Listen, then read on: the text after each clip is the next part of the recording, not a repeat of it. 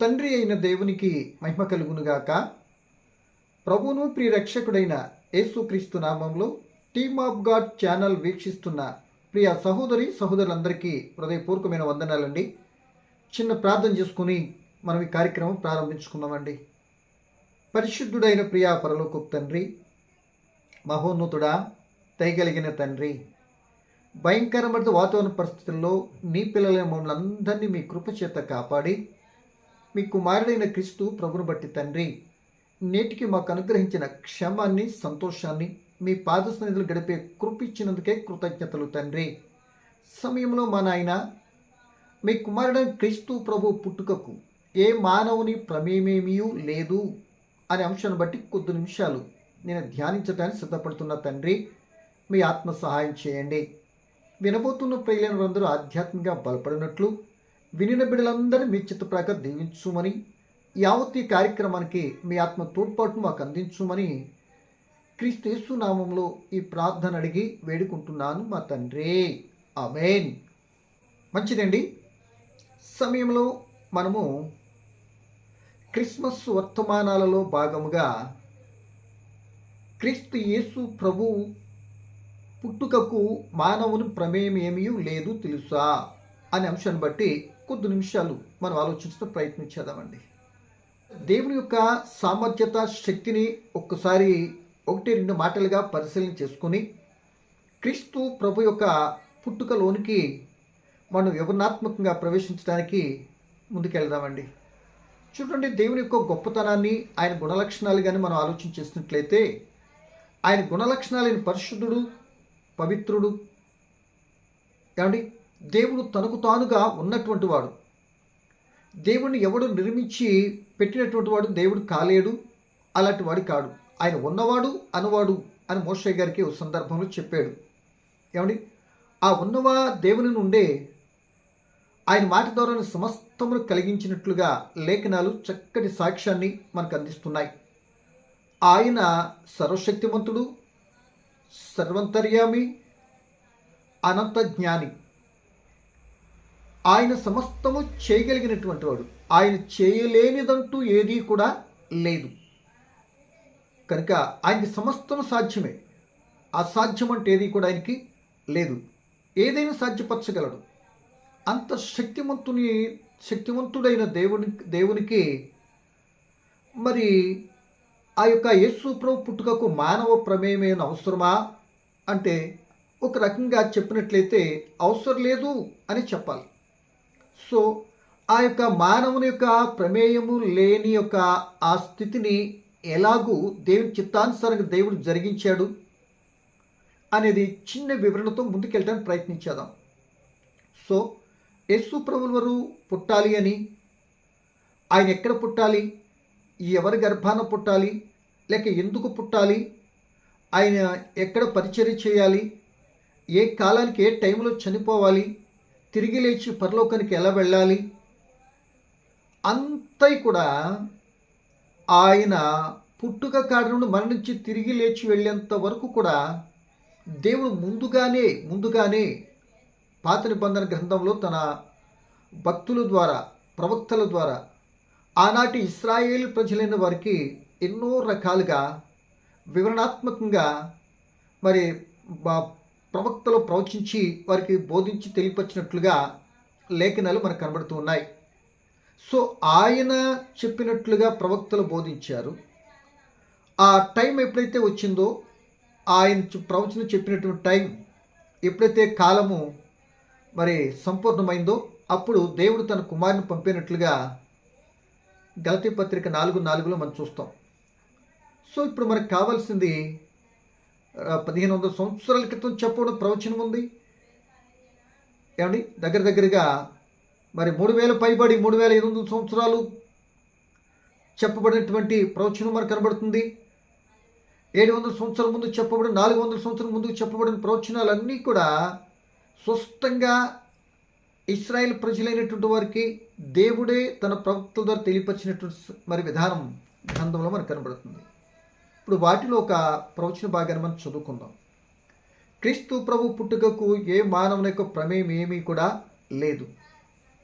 మనకు కూడా ప్రశ్న వచ్చేస్తుంది, మరి మానవులే కదండి మరి మరియమ్మ గారు కన్నది, మానవులే కదండి అక్కడ జరిగించిన కొన్ని కార్యక్రమాలు అని అంటారు. సో దానికి కూడా చక్కటి వివరణ దైవ గ్రంథాలు మనం చూసుకుంటాను, ప్రయత్నించాను. చూడండి ప్రియమైన దేవుని పిల్లలారా, మనందరికీ తెలిసినటువంటి మరి ఒక మాట, యెషయా గ్రంథంలో దేవుడు మరి యెషయా గారి ద్వారా ఎలా పుట్టాలో యేసు ప్రభులు వాళ్ళు వివరణ మనకి ఇక్కడ రాయించారు. యెషయా గ్రంథం 7వ అధ్యాయం 14వ వచనంలో చెప్పబడిన మాట ఏంటి అని అంటే, ప్రియమైన దేవుని పిల్లలారా, 14వ వచనం, యెషయా గ్రంథము 7:14వ వచనము ఈ సమయంలో మనం చదువుకుందామండి. చూడండి, మీరు గమనించినట్టయితే ప్రియమైన దేవుని పిల్లలారా, ఇక్కడ చెప్పబడుతున్న మాటని ఒకసారి మనం ఆలోచించేద్దాం. ఈ ప్రవచనం చెప్పేటప్పటికి అక్కడ స్థితి ఎలా ఉందో కూడా మనం కొద్దిగా ఆలోచించి ముందుకెళ్ళడానికి ప్రయత్నించాను. చదువుతున్నానండి, యెషయా గ్రంథం 7:14. కాబట్టి ప్రభువు తానే సూచన మీకు చూపును, కాబట్టి ప్రభువు తానే ఒక సూచన మీకు చూపును, ఆలకించుడి. కన్యక గర్భవతి కుమారుని కని అతనికి ఇమ్మానుయేలని పేరు పెట్టును. ఇక్కడ చెప్పబడింది సిట్యువేషన్ చెప్పాడు. ఒక కన్యక గర్భవతి అవుతుంది, ఏమండి, అయ్యి కుమారునే కంటుంది, ఆ కుమారునికి ఇమ్మానుయేలని పేరు పెట్టండి అని ఇక్కడ చెప్పాడు. ఏమండి, కనుక అసలు ఈ మాట ఎందుకు చెప్పాడు అని ఒక్కసారి అక్కడ జరిగిన చరిత్రలో 1-2 మాటలు జ్ఞాపకం చేసుకుంటే చాలా చక్కగా ఉంటుందండి. పరిపాలిస్తున్న అహాజు రాజు పైకి ఆ ఇశ్రాయేలు సిరియా రాజులు దండెత్తి వస్తారు ఒకరోజు. ఆ సమయంలో యెషయా ద్వారా దేవుడు అహాజు అయినటువంటి రాజుకి, అయ్యా దేవుని మీద నమ్మకం ఉంచు, తప్పనిసరి మన విజయం పొందుతాం. మన తోబుట్టువులే ఇశ్రాయేల్, వాళ్ళే మన మీదకి యుద్ధానికి వచ్చారు, వాళ్ళకి తోడు సిరియన్లు కూడా కలిసి వస్తున్నారు, భయపడకు, దేవుని నమ్మకం ఉంచు అంటే ఆయన ఏం చేస్తాడంటే, ప్రేమ దేవుని యెషయా గారు వెళ్ళి అహాబుతో చెప్పిన ఆ దేవుని నమ్మకం ఉంచటం మానేసి ఆయన అష్షూరు రాజ్యం సహాయాన్ని కోరుకుంటాడు. కనుక ఆ సందర్భంలో దేవుడు అంటాడు, ఒకవేళ యెషయా గారు చెప్పినటువంటి ప్రవచనం నీకు నమ్మకం లేకపోతే అహాజు రాజు నీ మీద సూచన అడుగు, ఆ సూచన బట్టి అది జరిగిస్తున్నాను లేదా నీకు కూడా అర్థమవుద్ది అన్నట్లుగా సూచన అడగమంటే, అరే నేను అడగను, దేవుని ప్రశ్నిస్తానా అన్నట్లుగా తనేదో పెద్ద గొప్పగా చెప్పుకొని అష్షూరీయులు సహాయం కోరుకున్నాడు. కనుక చివరాకారికి దెబ్బతిన్నట్లుగా, దేవుని ఆజ్ఞను మీరినట్లుగా ఉన్న సందర్భంలో ఆ దేవుడే తానే ఒక సూచన ఇస్తున్నాడు.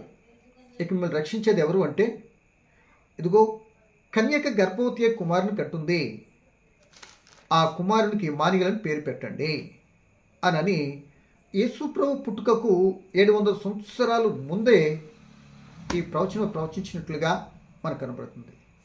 అహాజు రాజుకి దేవుడికి సూచన చెప్పాడు, నేను అడిగింది నమ్మలేదు కదా అని. అదే యెషయా గ్రంథంలో మనం చదువుకున్నాం.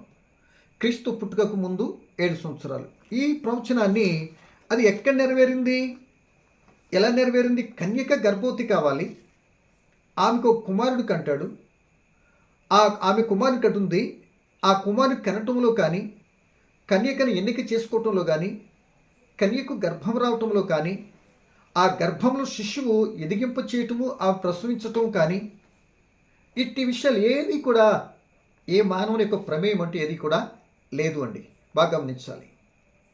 కనుక సో ఆ ఎన్నిక చెప్పబడిన కన్యక ఎవరు అని అంటే మనందరికీ తెలుసు, కన్య మరియా. అది లోకసువార్త 1వ అధ్యాయం 26వ వచనంలో మనం చదువుకుంటే మనకు కనబడుతుంది. సో ఎట్టుకేళ్లకు కన్య మరియా ఆ ప్రవచన నెరవేర్పుగా టైం రానే వచ్చింది, కన్యక గర్భవతి అయ్యింది. బాగా గమనించాలి. గర్భవతి అయిన తర్వాత అప్పటికే మరియకు ప్రదానం చేయబడింది. ఏమండి, ప్రదానం చేయబడింది కనుక ఈ విషయం భర్తకు తెలిసి ఆమెను విడనాడాలని చూస్తాడు. మొత్తం మీద ఇంత ప్రమాదం వస్తుందని మరియమ్మ గారికి తెలిసి కూడా మరి అప్పటి వరకు ఆ యొక్క స్త్రీ పురుషుల కలయిక ద్వారానే గర్భం రావటము, అది కూడా దేవుని చిత్తాన్ని బట్టి రావటము జరుగుతున్న రోజులవి, నాడు నేడు కూడా.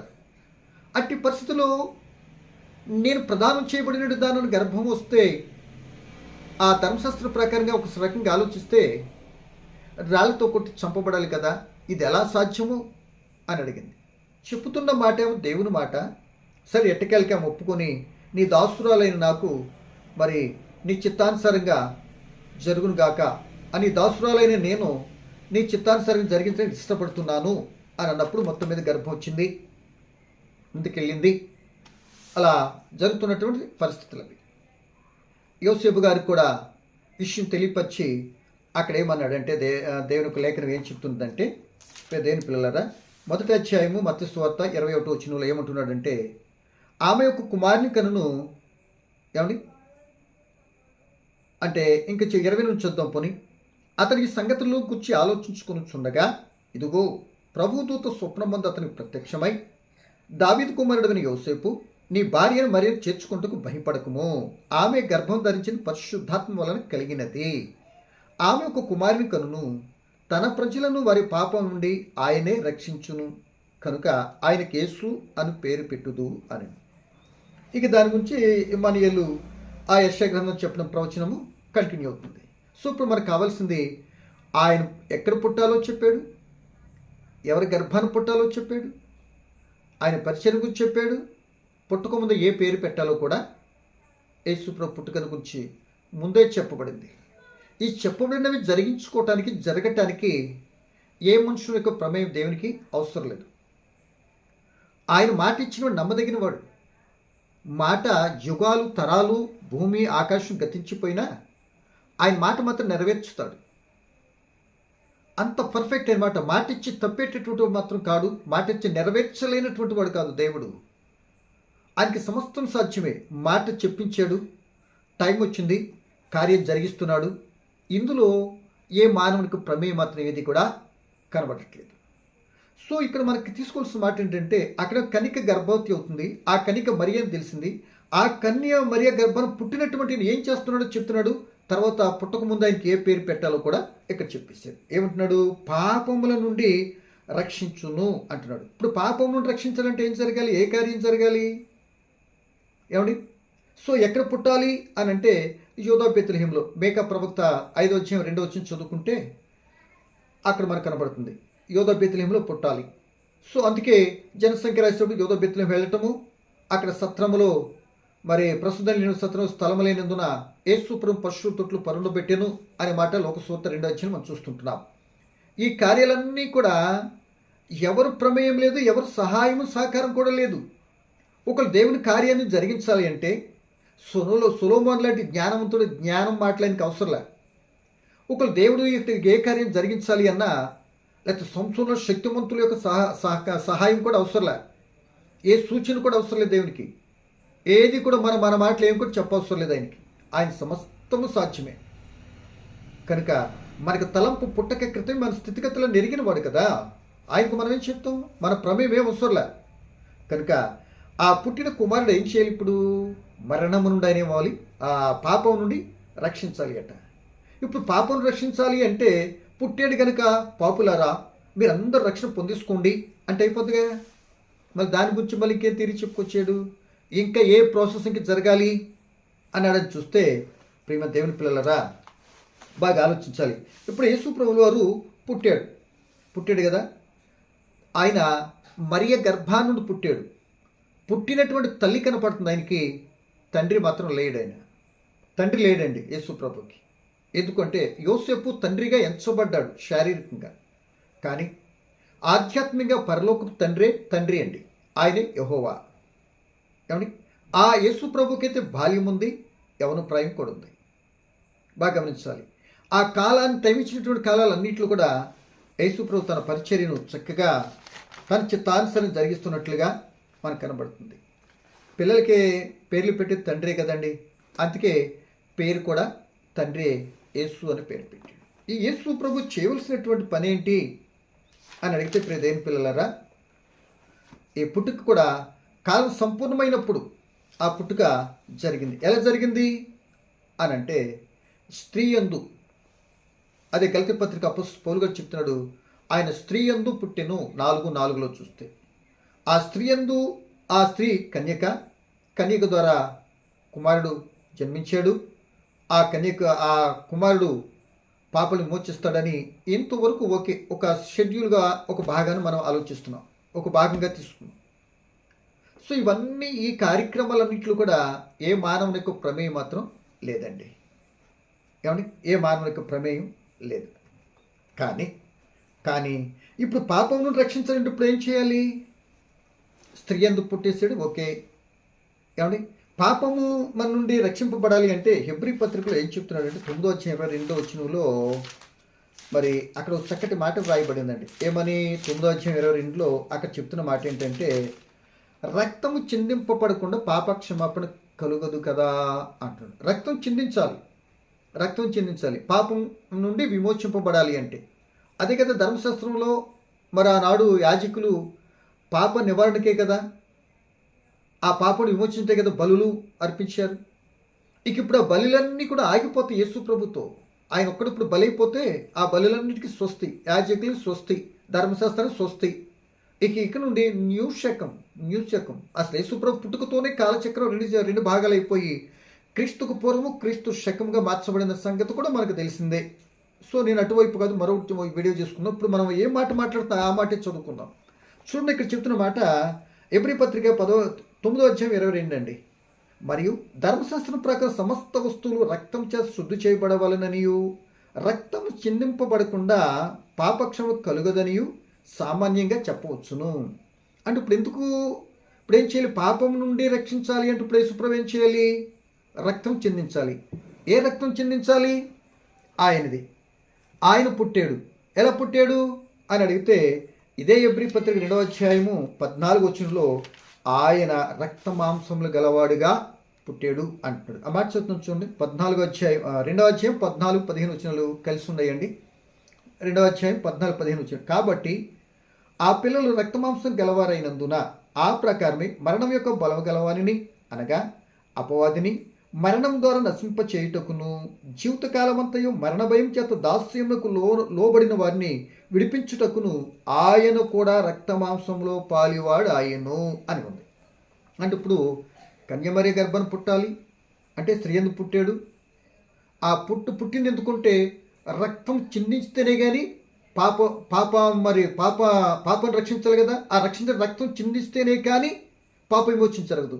ఆ రక్తం చిందించడానికి ఆయన ఇచ్చే రక్త మాంసంలో పాలువాడయ్యి ఆ కలవరి శిలువలో ఏం చేశాడు తెలుసా? రక్తాన్ని చిందించాడు. మాట అర్థమైంది కదండి. కనుక ప్రియమ దేవుని పిల్లలరా, ఈయన రక్తాన్ని అప్పుడు ఆ రక్తం వలన ఏమవుతుంది? పాప విమోచన జరుగుతుంది. ఈ మాటను ఈ విధంగా రక్తం చిందించాలి అని మరి పేతురు గారు ఒక మాట, చక్కటి మాట రాశాడండి. ఏమంటున్నాడు పేతురు గారు? 1 పేతురు పత్రిక 1:19 అమూల్యమైన రక్తం చేత అనగా నిర్దోషమును నిష్కళంకమును గొర్రెపిల్ల వంటి క్రీస్తు రక్తం చేత విమోచింపబడితీరని మీరు ఎరుగుదురు కదా. ఆయన జగత్తు పునాది వేయబడక మునిపే నియమింపబడెను కానీ తను మృతుల్లో నుండి, అంటే ఇప్పుడు ఏమవుతున్నాడు అంటే అమూల్యమైన రక్తము చేత, నిర్దోషం నిష్కలంకం లేనిది గొర్రె పిల్ల వంటి క్రీస్తు రక్తం. ఈయన మరొక రకంగా యేసు ప్రభుని బలి కావాలి కనుక ఏమండి ఆ రక్తం చిందించాలి కనుక ఏ విధానంలో చిందించాలి? బలి కావాలి. పాపానికి బలి అవసరం. ఆ రక్తం చిందించాలి కనుక ఆ యోహాన్ గారు కూడా లోకపావులు మోసుకుంటూ దేవుని గొర్రెపిల్ల అన్నాడు. ఏమండి పాపము పోవాలి అంటే ఇంత జరగాలి, రక్తం చిందించాలి. రక్తం చిందితే రక్త మాంసం పాలివాడయ్యాడు. ఆ రక్తం పవిత్రమైనది ఉండాలి, పరిశుద్ధమైనది ఉండాలి. అప్పుడు మాత్రమే పాపికి ఆ రక్తం ద్వారా విమోచన కలుగుతుంది.